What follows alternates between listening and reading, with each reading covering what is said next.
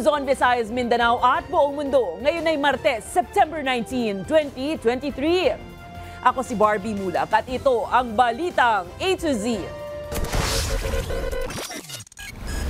Bigyan na lang ang presidente the power to suspend the taxes kung kailangan.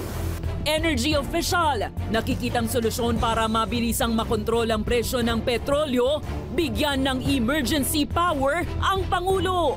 Lalo't ayon sa DOE, hindi bababa ang presyo ng krudo hanggang Disyembre. Na expressly provided for. Wala pa po ako dun sa contingent fund. At payagan niyo po akong... Unang araw ng budget deliberation sa plenaryo, nagkatensyon sa usapin ng contingency at intel funds. Mga aktivista ang ipinresenta ng NCF-LCAC na sumuko sa otoridad. Ayon mismo sa mga ito, dinukot raw. We will find out who's telling the truth. Pero ang tingin ko naman, the government has nothing to gain by violating the law. DOJ nangakong iimbestigahan ang issue.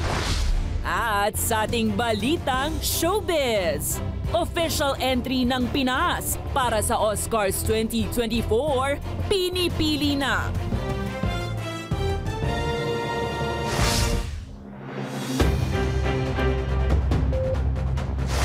Magandang gabi, pambungad sa ating newscast. Hindi nagpapaawat ang mataas na presyo ng petrolyo hanggang sa katapusan ng taon. Ayon yan sa pagtataya ng mismong Department of Energy. Sa harap nito, isinusulong ni Energy Undersecretary Sharon Garina ang pagbibigay ng emergency powers sa Pangulo para suspindihin ang buwis sa langis. Ang detalye sa Balitang A to Z ni Kim Salinas.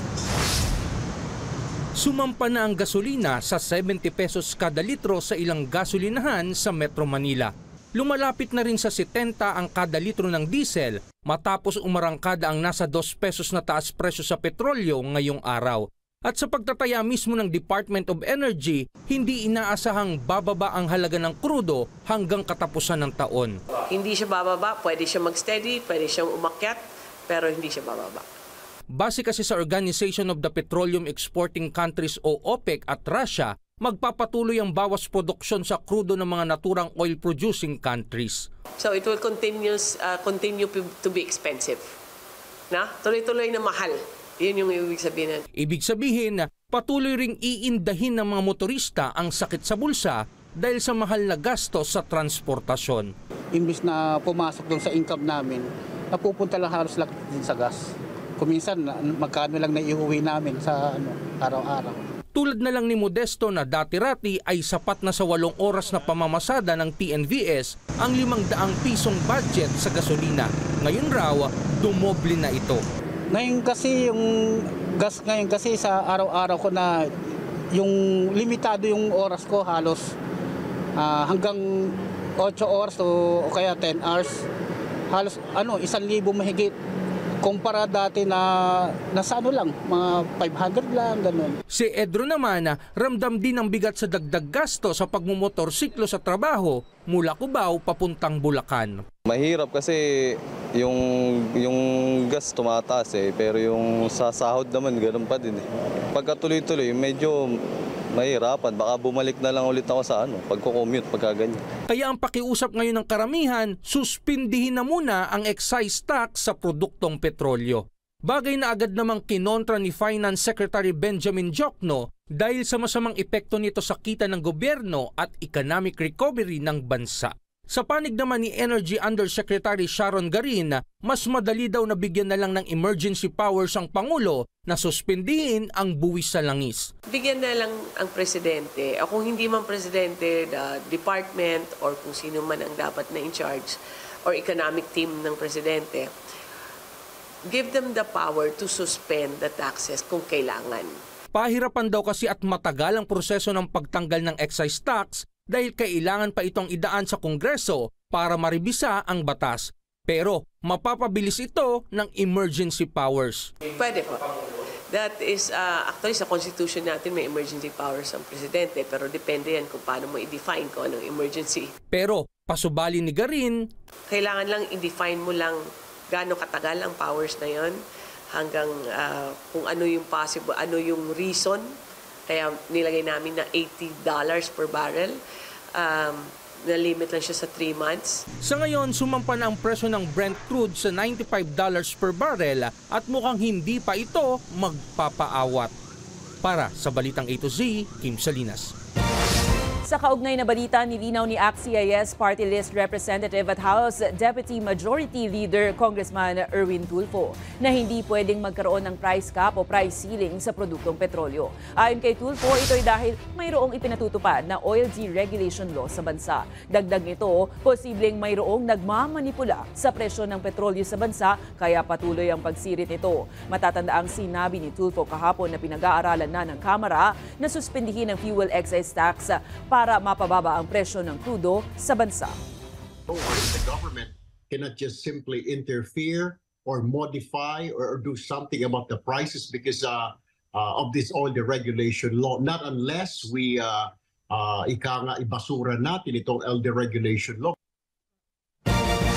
Tinitingnan naman ni Pangulong Ferdinand Bongbong Marcos Jr. ang pagpapataas ng buffer stock ng bigas sa mga warehouse ng National Food Authority. Ito'y para makontrol ang pagtaas ng presyo nito. Sinabi ito ng Pangulo kasabay ng pangunguna sa pamamahagi ng 1,500 na sako ng premium quality na bigas sa ilang benepisaryo ng Pantawid Pamilya Pilipino program sa Region 9. Ang mga ipinamahaging bigas ay kasama sa 42,000 na sako ng puslit na bigas na nakumpiska sa isang raid sa Zamboanga City noong nakaraang linggo. Ito po yung mga iba na kakabili lang ng NFA itong season na ito.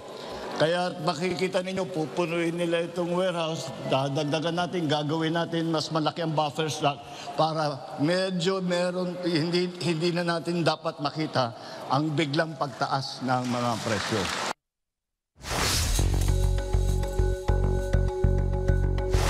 Nagkasundo ang Kamara na bubusisiing maigi ang kontrobersyal na Confidential at Intelligence Fund sa pag-arangkada yan ng deliberasyon sa pambansang pondo sa plenaryo kanina. Nagkainatan rin ang diskusyon ng ungkatin naman ang contingency funds habang naibunyag na mahigit 40% ng national budget ang planong kunin ng pamahalaan mula sa panibagong mga utang.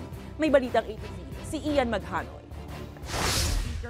Let us begin the debate on the 2024 national budget, and may the debate be productive, efficient, and enjoyable. Sinimulan na kanina ng Kamara ang deliberasyon sa plenaryo para sa 5.768 trillion pesos na proposed national expenditure program para sa taong 2024.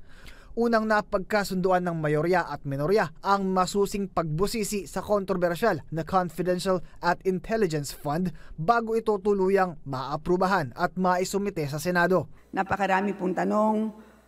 So, baka po, Madam Speaker, panahon na para i-review ng Kongreso ang mga patakaran pagdating po sa Confidential and Intelligence Funds. To possibly include a provision in the 2024 GAA that will possibly augment the guidelines set forth by the joint circular that addresses confidential and intelligence funds. Decide properly, legally, and accurately the amount to be appropriated to requesting agencies and whether the requesting agencies are entitled to CIF pursuant to the respective mandates.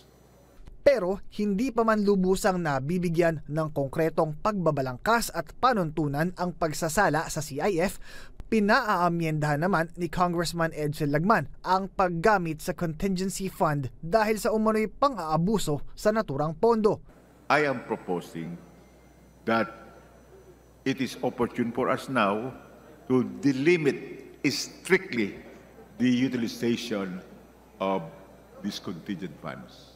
Naubusan na ng oras si Lagman para sa interpellation. Bagay na tinuloy naman ni Congresswoman Franz Castro. Pero depensa ni House Appropriations Committee Senior Vice Chair Stella Kimbo, legal ang naturang appropriation.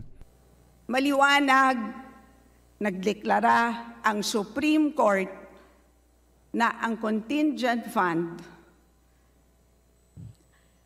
Okay. ay isang line item appropriation. Dito na uminit ang diskusyon sa pagitan ng dalawang kongresista. Madam Speaker, So, ibig wala sabihin tayo nun- doon sa contingent fund. So, ibig sabihin nun, Hindi po natin pinag-uusapan dito. Please allow the sponsor contingent to fund. finish your statement. No. Kasi po, Madam Speaker, ang tinatanong ko lang dito kung meron o wala na expressly sumagot po ako, provided Madam for. Speaker, Wala pa po ako meron. dun sa contingent At fund. payagan niyo po akong ipaliwanag kung bakit meron. Ang problema po is ayaw po natin makinig. Gusto ko po, Madam Hindi po Speaker, ako ayaw makinig. ipaliwanag kung bakit... na ano po yung oras ko, Madam Speaker. Pinapatanong kaya nga po yes or no lang po para mas mabilis. Madam So, Speaker, kanina sinasabi Madam natin, Speaker, hindi ako nagtatanong. payagan Session niyo sana suspended. ako, Madam Speaker. Natapos lang ang tensyon nang maubos rin ang oras ni Castro.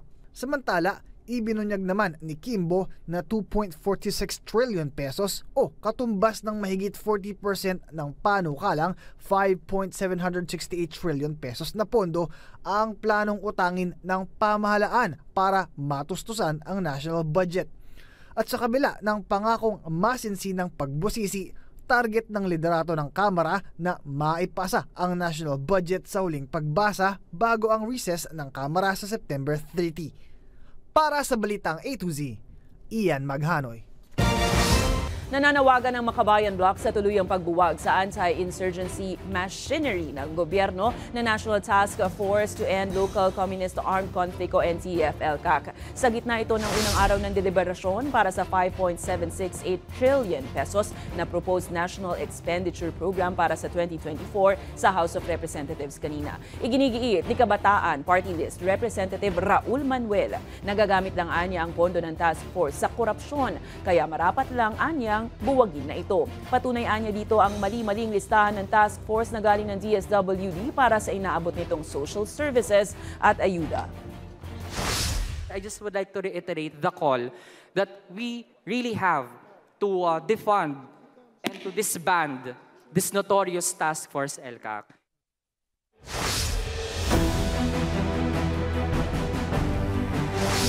Dumulog ngayong gabi sa Commission on Human Rights ang dalawang napaulat na nawawalang aktivista sa Bulacan. Ito ay matapos magkagulatan sa isang preskon ng NTF-ELCAC kaninang umaga. Ayon kasi sa ahensya, sumuko ang mga ito sa mga otoridad. Pero ayon mismo sa mga aktivista, dinukot umano sila ng mga pulis at militar. Narito ang ating balitang A to Z. Ang tanong na dinukot ba kami o kusa kaming voluntaryo kaming sumurrender? Sumuko o dinukot? Ito ang tanong ngayon ukol sa totoong nangyari sa dalawang napaulat na nawawalang mga environmental activist na sina Jed Tamano at Jonila Castro. Kanina sa isang press conference ipinresenta ng National Task Force to End Local Communist Armed Conflict o NTF-ELCAC ang dalawang kabataang aktivista na anila ay sumuko sa mga otoridad. Pero nagkagulatan nang ibunyag ng mismong mga aktivista na dinukot sila ng mga militar at pulis. Hindi po totoo na kusang loob po kaming sumurrender dahil pinilit lang po kami. Ang totoo po dinukot kami ng mga militar sakay ng van. Napilitan din kami na sumurrender dahil pinagbantaan yung buhay namin. Agad na pinutol ng NTF-ELCAC at binura ang livestream ng presscon. Pero bago yun, nanindigan ng ahensya sa kanilang unang pahayag na kusang sumuko sina Castro at Tamano. Klarong-klaro po sa atin, sa militar po, ang lahat ng proseso, from tanggapin namin sila hanggang ngayon po na punto na to. Kailangan natin tulungan pa rin yung ating dalawang nagbalik loob sa atin sa gobyerno. Anong pa mang dahilan yan, we are here. Kaya ang National Task Force, katuwang ng ating local government unit, ay handang tumulong. Agad namang tiniyak ni Justice Secretary Jesus Crispin Remulla na iimbestigahan ang nangyari. Pero kasabay nito, tila pinasaringan rin ng kalihim ang mga makakaliwang grupo. We will find out who's telling the truth. Pero ang tingin ko naman, the government has nothing to gain by violating the law. I think that's very clear to all of us. Ngayong gabi, dumating sina Castro at Tamano sa tanggapan ng Commission on Human Rights para sa isang closed-door meeting. Matapos nito, nagpasalamat ang dalawa sa mga taga-suporta at sa media. Sa patunayan din natin sa mga nangyari nitong nakaraan na yung kabastuhan ng paglaban natin, nasa tamang pagkakaisa lang natin, mareresolve yung kahit na anong problema. At sa huli, nanawagan na hindi dapat mawala ang focus sa totoong problema ng lipunan. Kailangan na rin natin mag-focus sa kung ano yung issue ng bansa ngayon. Ito na yung laban sa pagpapatigil sa mga reklamasyon. Pagpapatigil ng mga mangingisda sa Manila Bay. Gawin natin ang lahat ng pagsibahan na sinasagawa natin ngayon. Maraming salamat talaga. Nagpaalala si Pangulong Ferdinand Bongbong Marcos Jr. sa mga bagong talagang opisyal ng Philippine National Police na huwag magdadalawang isip na sibakin ng mga hiwaling pulis sa ahensya. Ayon kay Marcos, walang puwang sa PNP ang sinumang opisyal na sisira sa integridad ng pambansang pulisya at maglalagay sa panganib sa seguridad ng mga mamamayan. Samantala, tiniyak naman ng punong ehekutibo na patuloy na bibigyan suporta ng kanyang administrasyon ang mga plano at programa ng PNP upang mapalakas ang kanilang kapasidad. To our new officers here, I urge you to keep your integrity at all times and remain steadfast in your commitment to public service amidst the many challenges faced by your institutions. The Filipino people Dumating na sa Pilipinas ang bagong Cessna 208B Grand Caravan Intelligence, Surveillance and Reconnaissance Aircraft. Galing po yan ng US na gagamitin maging sa pagpapatrolya sa West Philippine Sea. Opisyal na itong na-turn over sa Philippine Air Force bilang bahagi ng grant program ng Estados Unidos sa Pilipinas. Personal na tinanggap ni Defense Secretary Gilberto Guibo Chodoro Jr., Armed Forces of the Philippines Chief of Staff General Romeo Browner Jr. at PAF Commanding General Lieutenant General Stephen Pareño mula kay Joint U.S. Military Assistance Group Chief Colonel Edward Evans ang naturang aircraft sa Clark Air Base sa Mabalacat, Pampanga. As mentioned by the Commander of Western Command, si Vice Admiral Carlos, our ability to protect our sovereign rights in our exclusive economic zone depends highly on the equipment that we have. So definitely this aircraft will help us, will boost our capability in making sure that we secure our territory and our sovereign rights.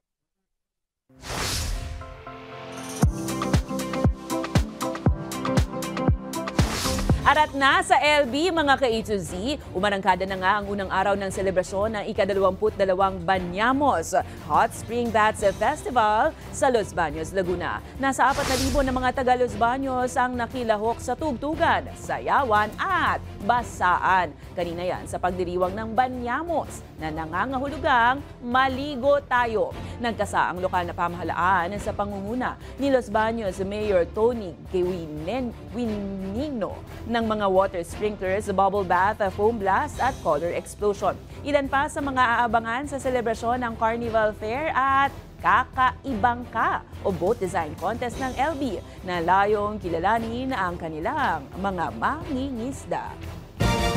Susunod sa ibang balita, kauna-unahang joint drills ng ASEAN umarangkada na. At mamaya sa ating balitang showbiz, official entry ng Pinas para sa Oscars 2024, pinipili na. Abangan ang kumpletong ulat sa pagbabalik ng Balitang A to Z.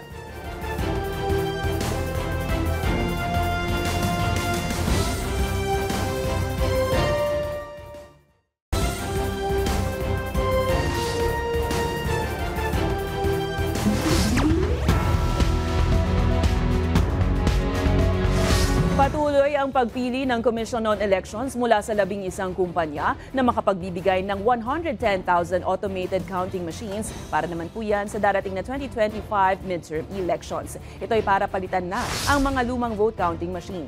Ayon kay COMELEC Chairman George Erwin Garcia, nagsumite na ng mga dokumento ang mga kumpanya ng Dominion Voting Systems, Miru Systems, Pivot International, kasama rin ang Smartmatic at marami pang iba. Samantala, nilinaw naman ng COMELEC na rerentahan lamang nila ang mga bagong makina dahil mapapamahal ang gobyerno sa pagbabayad ng warehouse na aabot sa 19.8 billion pesos. Kung bababaan natin yung standard, sasabihin sa atin ng mga mamamayan, maglilis ka na rin lang. Bakit mumurahing klaseng cellphone yung nilis mo? Hindi pa ba dapat kung mag-wish ka na rin lang yung magandang klase na teknolohiya upang kahit paano masigurado natin ang transparency at auditability ng sistema?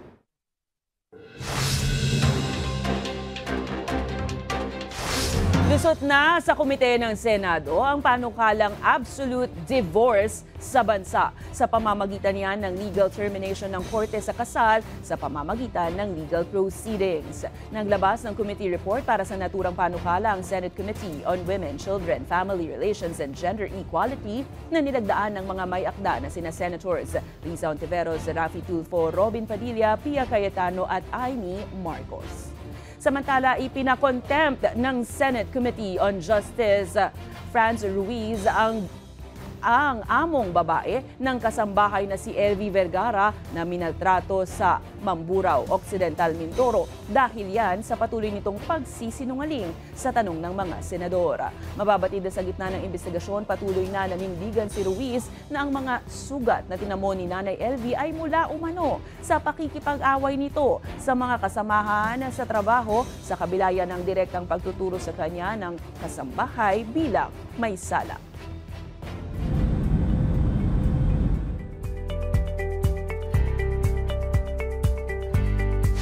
Nagsimula na ang 5 araw na joint military exercises ng Association of Southeast Asian Nations o ASEAN sa Indonesia. 5 warship mula sa Indonesia, Brunei, Malaysia at Singapore ang inaasahang maglalayag sa Batam Island papunta malapit sa Natuna Islands na nakaharap sa disputed waters ng South China Sea. Nagkaroon na ng mga drills ang ASEAN kasama ang US at iba pang partner countries pero ang kasalukuyang drill ang unang beses na tanging miyembro lang ng ASEAN ang kalahok. Sinabi naman ng Indonesian military na ang 5 araw na target ng non-combat operation ay gagawin upang palawakin ang military skills ng ASEAN at paigtingin pa ang maritime security at pagpapatrolya.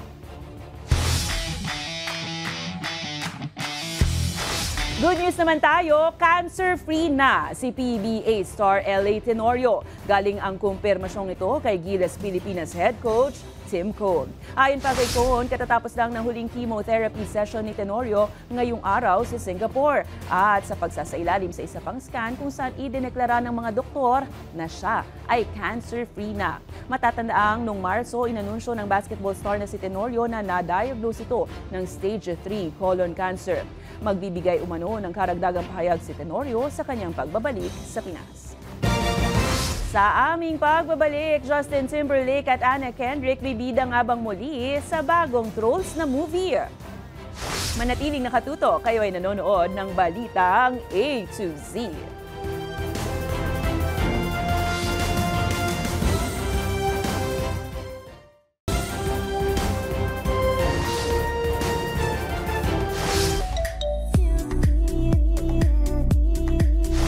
Justin Timberlake at Anna Kendrick muling magsasama sa bagong Trolls movie. At ano kaya ang 7 pelikulang pambato ng Pinas sa Film Academy of the Philippines na posibleng maging entry rin ng bansa para sa Oscars? Alamin ang detalye sa Balitang A to Z Showbiz ni Lane Garcia.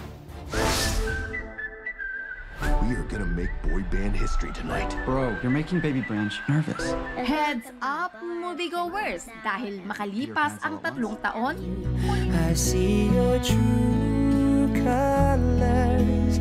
That's why I love you. muling magsasama ang American singer-songwriter na si Justin Timberlake at American actress na si Anna Kendrick upang muling magbigay tinig sa much-awaited animated film na Trolls Band Together na mapapanood sa mga sinihan ngayong November 15.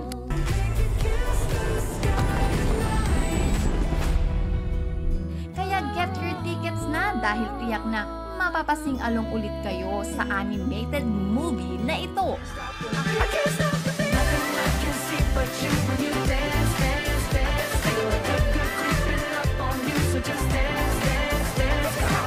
Ang Trolls Band Together ay isang panibagong chapter ng musical franchise ng DreamWorks Animation na Trolls. Matatandaang noong 2016, kauna-unahang ipinalabas ang Trolls movie na sinundan ng Trolls World Tour. At noong 2020 ay parehong nakakuha ng nominasyon bilang Best Original Song sa Oscars. Our new queen! Samantala, speaking of Oscars, alin kaya sa 7 pelikula ang aangat at magiging entry ng Pilipinas sa Oscars o 96 Academy Awards na gaganapin sa March 10, 2024? Ilan sa 7 entries na pambato ng Pinas ay ang A Very Good Girl starring Dolly De Leon and Catherine Bernardo mula sa ABS-CBN Productions, About Us But Not About Us na pinagbibidahan ni na Romnick Sarmienta at Elijah Canlas na ipinalabas noong 2022 sa Metro Manila Film Festival. Pasok rin ang Mama Sapano ni na Edu Manzano, Alger Abrenica, directed by Lester Di Mananan. Habang ilan pang pelikulang Pinoy ang pasok sa 7 entries gaya ng E.T. Mapupukaw o The Missing, Duyan ng Magiting, I Love Lizzie at A Family Matters. Matapos makapag-submit ng requirements ang mga pelikula ay doon pa lang mamimili ang Film Academy of the Philippines or FAP bilang entry ng Pilipinas sa Oscars 2024. Sino naman kaya ang papalarin? Para sa balitang A to Z Showbiz, Lane Garcia.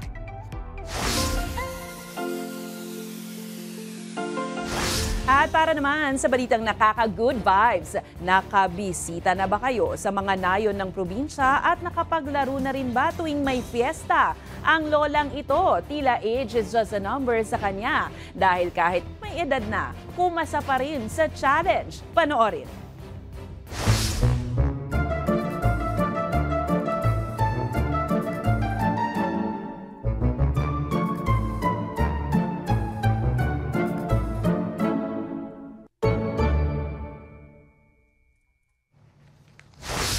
Wala kayo sa lola ko. Kung kayo ay may kwentong kakaiba, mga kwento ng pag-ibig o storya ng inspirasyon at pag-asa, maaari nyo itong ibahagi. Sumali sa ating Facebook group na Balitang A to Z. Panoorin ang replay ng ating programa at sundan ang ating social media pages. Hanapin ang Balitang A to Z. Ang ating pabaong quote of the night ay mula sa isang abogado at politiko mula US na si Kristen Gillibrand. Ayon sa kanya, ang pagiging bukas ng gobyerno ay ang susi upang mapanumbalik ang tiwala ng taong bayan sa mga pinuno nito. At yan ang mga balita at impormasyon, mga kwentong may dalang inspirasyon na tinutukan ng Balitang A to Z. Ako si Barbie Mulak, maging maalam, makialam. Magandang gabi sa iyo, Pilipinas!